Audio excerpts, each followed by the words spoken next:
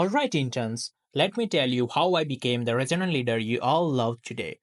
It was spring of 2025. I was young, motivated MBA student at Leatherhead, feeling on top of the world. I was getting perfect scores, everything was going great, until I got my 360-degree feedback. Everyone had thoughts friends, professors, even my partner. And let's just say, I did not land on the ground, I crashed. So there I was, walking to PBL, feedback in hand, ready to ask Alex, Qiduo, and Milana if I was a bad leader or just really bad at hearing the truth. Hey, you guys see the Cleveland sports ball game over this weekend? Yeah, I liked when they threw the ball and then the other guy caught the ball. I love it whenever they throw it into the hoop. Oh, Kathan. Hey. What are you guys talking about? What are you guys talking about? I have a bigger issue, bigger problems here. Oh, what happened? I just got my 360-degree feedback, and you guys know me, right? Like, I try to be efficient in team. I try to care for the team, and I thought, and we were getting results, so I thought, like, our team is the best team, but people are rating me way low on 360-degree feedback. Oh, no. I don't know why is that. I thought I'm a good leader. Well, are you familiar with maybe the concepts of being a resonant leader and not just a good leader? Resonant leader? What's that? Yeah, well, so a good leader and a resonant leader are different things because although they overlap, a resonant leader has different priorities. For example, they're going to look at focusing on the vision and the hope of the individuals that they're leading. But should not I be focusing on the goal rather than the people?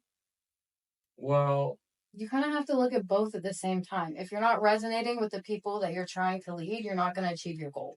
How can I be a resonant leader? well, resonant leaders focus on both results and relationships at the same time. You know, Kathan, most resident leaders are more other-centered than self-centered.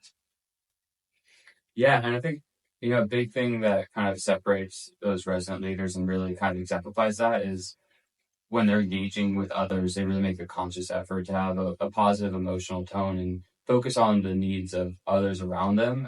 And it really having that emotional intelligence helps them foster a real collaborative environment with their team. And I think one of the most important parts of resident leadership that is something you could develop is maybe your listening skills. Wow, thanks guys. Like that was some really useful insights and I will work on it this week. See you guys next week. See you next Yeah. week.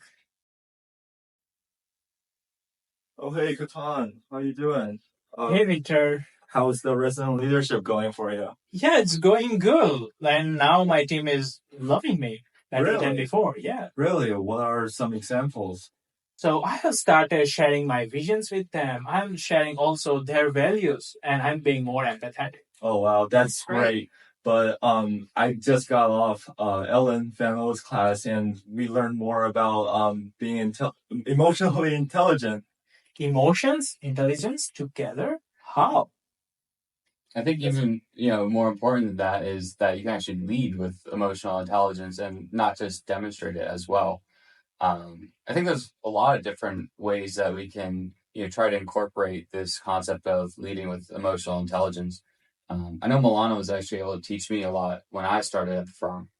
Yeah, I mean, I think the main thing to think about is that emotions are contagious and positive emotion has less of an impact than negative emotion. So you have to be really careful about the emotions you display to the people that you're trying to lead. But wouldn't like negative emotions push the team to be more successful? Not necessarily. It can kind of spark a motivation for a change, but because negative emotions outweigh positive so much, it can ultimately cloud the team and cause a sense of frustration or dissonance. I think a big thing when we're being in a leadership type of role that we have to always kind of check ourselves is, are we hopeful and optimistic, or are we a little more fearful and pessimistic? And these could be some early indicators for us as the leader if we're in a positive emotion state or negative emotion state, and we should make sure that we're not passing on that negative emotion state to others in the office. Oh, so it's about balancing IQ versus EQ. Yeah. And it's not just about other people's emotions either. You have to also recognize your own emotions and be able to manage that in order to motivate others. Kathan, I know you're a smart guy, but did you know that IQ and EQ is different? And EQ is actually twice as important as IQ sometimes. Wow, that's nice to know.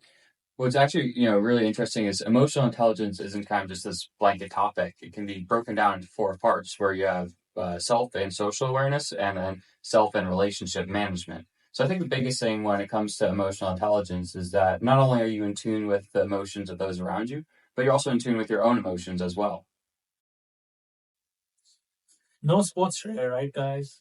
No, they took a day off, I think. No sports. That's no good. Hey, I know we were talking a little bit last week about leading with emotional intelligence. I just kind of wanted to run by and see if you guys have come across how that comes in terms of working effectively in teams. Wait, like, doesn't it just mean that you get together and give people stuff to do and that's like working effectively? I don't really think so. I think it's more than that. I think to create, to have emotional intelligence in a team, you need to have psychological safety also. What's that? Psychological safety is really important for high performing teams. It basically means that all the team members know each other sort of personally and are comfortable within the team setting to make mistakes. But isn't like making mistakes bad for the team? Well, mistakes are bad, but you're going to have mistakes along the way. I think the biggest thing that Milana's trying to get at is once you create that psychological safety, people are comfortable to throw out ideas that may or may not work. And sometimes it might be the idea that might not work on the surface that might be the best solution, but I think the individual might be scared to throw out that idea if they don't feel safe. What benefits does like psychological safety bring to the team? Well, there can be a lot of benefits. For example, there could be increased productivity, increased workforce diversity, and all kinds of benefits like that. But does it increase quality or does it not increase quality? I think in terms of quality and when you're working in a team, you have to know where the team is at. One of the good topics that we learned in Ellen Van O's class was the Tuckman's rule, and understanding that teams go through different phases as they develop. So you have forming, storming, norming, performing, and adjourning. And sometimes teams don't go straight linear through. Sometimes they'll get all the way up to performing, and then they'll go back down to storming. But when you're able to understand where you're at as a team, you're also able to maybe understand where potential team members are at in terms of how safe they feel in terms of participating in the group. Oh, I never thought about this before. It's suddenly like you guys are helping me become a really, really like good resonant leader. And thank you guys, and thank you, Professor Allen. Thank you, Professor L. Thank you, Thank you, Professor Allen. Professor Allen.